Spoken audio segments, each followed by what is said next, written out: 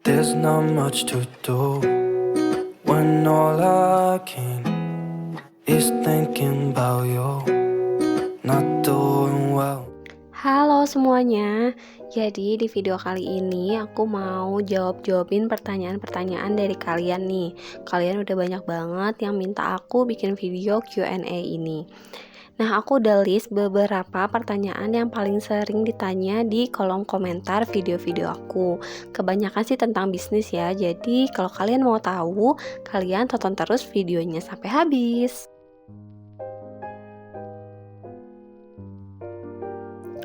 Langsung aja ke pertanyaan pertama. Ini paling banyak banget ditanyain, tapi pertanyaan ini juga nggak pernah aku jawab. Jadi pertanyaannya adalah aku beli produknya di mana? Dalam artian lain, kalian tuh nanya supplier aku tuh di mana sih? Menurut aku, di setiap bisnis, mau itu skala kecil ataupun skala besar, pasti punya yang namanya rahasia dapurnya sendiri-sendiri. Termasuk aku juga gitu. Nah, lokasi di mana aku beli, suppliernya siapa, belinya di mana, itu adalah termasuk rahasia dapur bisnis aku. Jadi nggak mungkin aku kasih tahu ke kalian. Sama aja sih kayak Tuan Crab yang selalu menyelamatkan resep rahasianya yang mau dicuri sama plankton. Dulu aku nyari supplier itu benar-benar sendiri. Aku nggak nanya sama siapapun. Bahkan awalnya tuh aku nggak begitu mengerti sama stationery dan lain-lain. Aku benar-benar cari tahu sendiri. Aku searching, aku cari baik offline maupun online. Aku cari di aplikasi, di website, di marketplace. Aku juga yang membandingkan semua harganya. Aku cari harga yang murah tapi dengan kualitas yang bagus, itu tuh nggak mudah. Jadi aku keliling-keliling. Aku juga sempet dapet supplier yang jelek, yang barangnya tuh nggak bagus dan membuat aku rugi.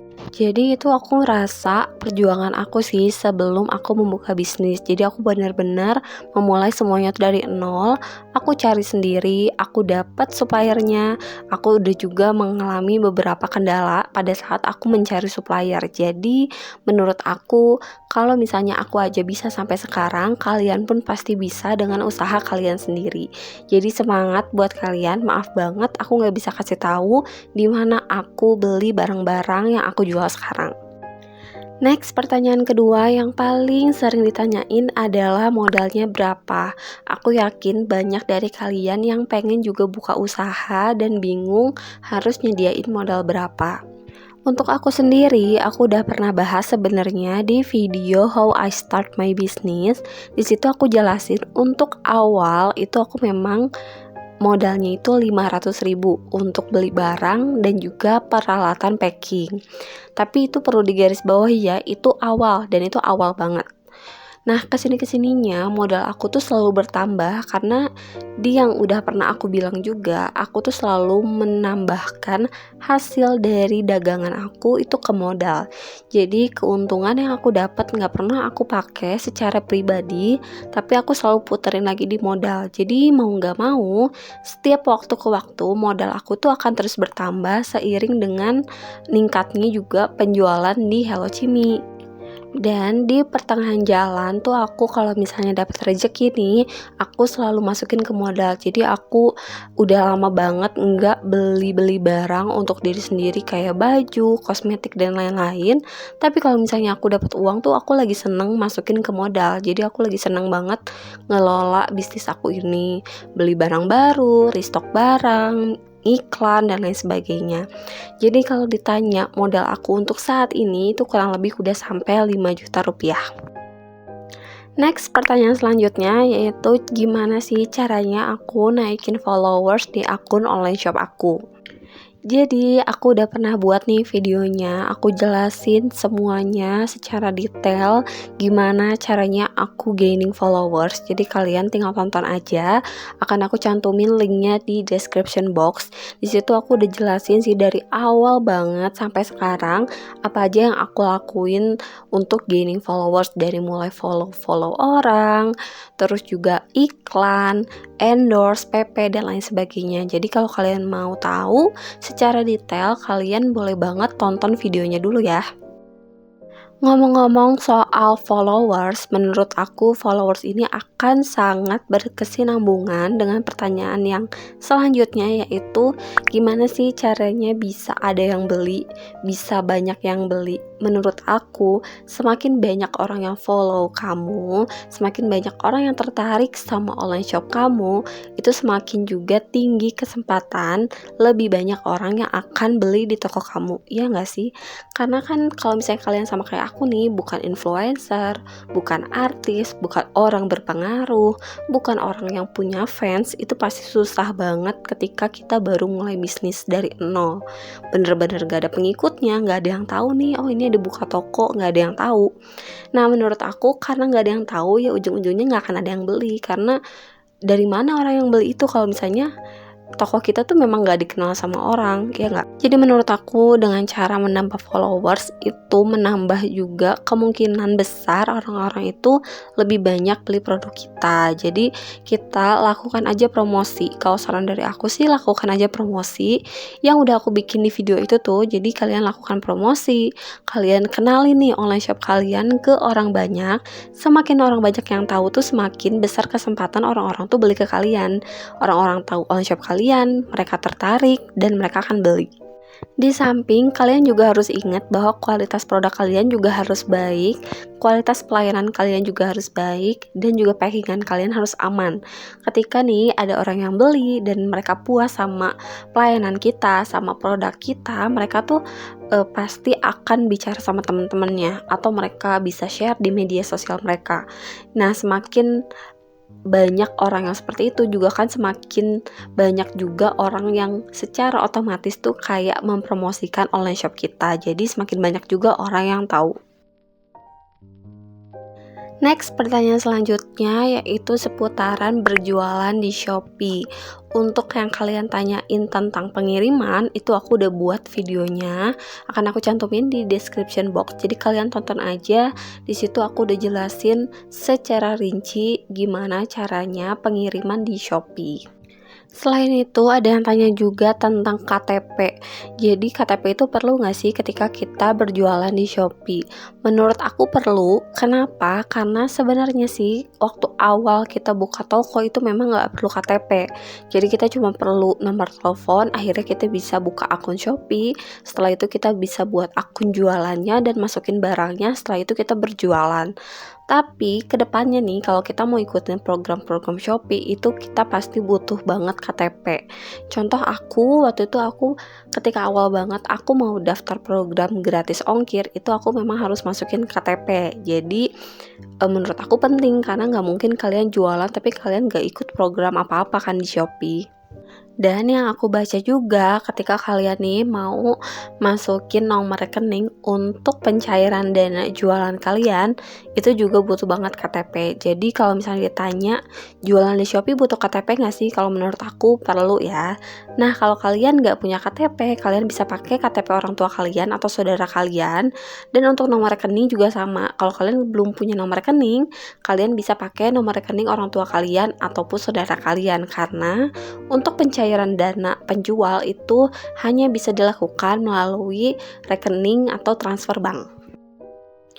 Ada beberapa juga yang tanya tentang stok barang di Shopee. Kalau kalian menjual di Shopee dan ada penjualan di Shopee, itu otomatis stoknya itu akan berkurang. Tapi kalau misalnya kalian jualan di Shopee, tapi pembeliannya itu di luar Shopee, contoh dari Instagram ataupun dari WhatsApp, itu kalian harus mengurangi stok yang ada di Shopee-nya itu secara manual. Next, pertanyaan selanjutnya yaitu gimana caranya menentukan harga jual atau gimana caranya menentukan nominal keuntungan. Nah, untuk pertanyaan itu aku udah pernah buat videonya, jadi kalian tonton aja videonya. Aku taruh linknya di description box. Jadi kalian bisa lihat di situ aku jelasin secara rinci dari awal apa itu harga beli, apa itu biaya operasional, dan apa itu nilai keuntungan. Setelah itu nanti baru kita bisa mendapatkan harga jual yang paling ideal untuk kita supaya produk kita itu nggak kemahalan tapi juga nggak bikin kita rugi gitu. Percuma kan kalau kalau misalnya kita jual barang laku banyak tapi ternyata setiap barang yang dijual itu kita malah rugi. Buat apa gitu kan, jualan itu untuk menambah penghasilan bukan untuk rugi.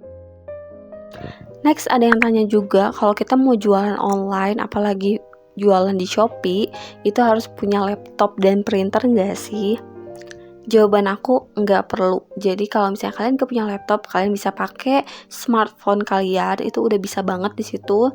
Tinggal misalnya download WhatsApp, Instagram, Shopee atau marketplace lainnya, itu bisa banget dari handphone. Jadi gak masalah kalau kalian gak punya laptop. Terus yang kedua, printer ini juga gak masalah banget. Kalau misalnya kalian printer itu untuk nulis resi alamat, itu bisa banget ditulis tangan. Jadi gak perlu khawatir. Kalau kalian gak punya laptop ataupun printer, kalian masih bisa kok tetap jualan online, tetap jualan di marketplace. Jadi aman-aman aja. Yang penting niatnya oke. Next, pertanyaan selanjutnya, ini ada yang tanya juga, apa sih arti dari Hello Cimi? Jadi Hello Cimi itu sebenarnya awalnya itu karena aku suka sama karakter Hello Kitty. Jadi aku itu dulu tuh pecinta Hello Kitty, sampai semua barangku tuh Hello Kitty, dari mulai tempat minum, tempat makan, spray, terus juga gorden, wallpaper kamar, semuanya itu serba Hello Kitty. Nah, jadi akhirnya aku ketika buka bisnis aku pengen ada unsur-unsur Hello Kitty-nya. Meskipun sekarang udah nggak koleksi lagi sih. Nah, untuk Cimi sendiri, itu kalian bisa tebak gak sih dari mana? Jadi Cimi itu nama kucing aku yang pernah muncul di video A Day in My Life aku, yang warna putih, itu namanya Cimi. Dia udah umur 8 tahunan, dan ya dia udah kayak anak aku, jadi akhirnya aku memutuskan untuk pakai nama Hello Cimi. Jadi dari Hello Kitty, kartun kesukaan aku dulu, dan Cimi nama kucing aku yang sekarang. Lanjut, ada yang tanya juga, awalnya gimana sih aku bisa dapat ide untuk berjualan stationery? Jadi alasan yang paling kuat itu adalah karena modal aku minim dan yang bisa aku jual pada saat itu adalah cuma stationery.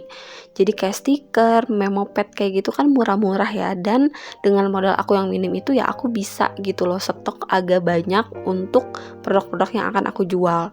Kalau misalnya aku jualannya tuh di fashion, baju, sepatu atau kosmetik, itu nggak akan bisa aku stok banyak. Jadi paling dari 500.000 mungkin 150 atau 200-nya aku pakai untuk peralatan packing. Jadi sisanya cuma 300.000.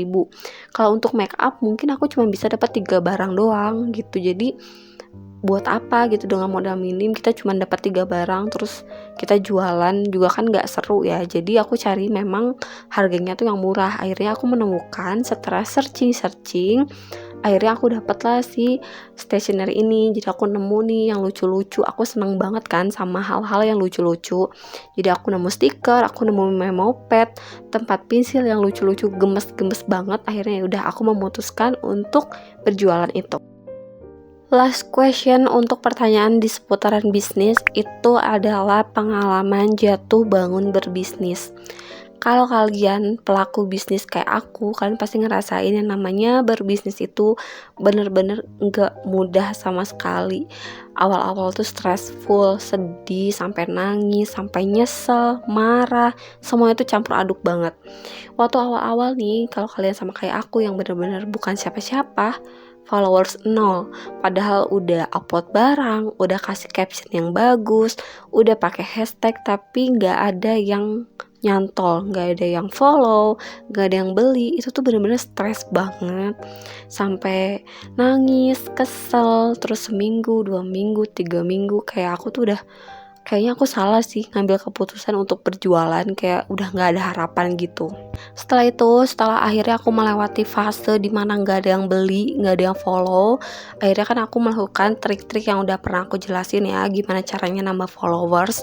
Setelah itu udah ada nih followersnya, ya udah mulai jualan tuh. Tapi ya gak mudah juga gitu jualan itu, dimana setelah misalnya kita sehari-harinya tuh ada jualan, terus tiba-tiba dalam 1 minggu kosong, itu bener-bener juga ngedown banget. Kayak kenapa ya, apa yang salah, kenapa kok aku bisa gini, kenapa kok yang baru jualan penjualannya tuh banyak banget, kok aku cuma segini-gini aja. Itu akan terus berputar dan itu akan terus bikin kita tuh kayak capek banget.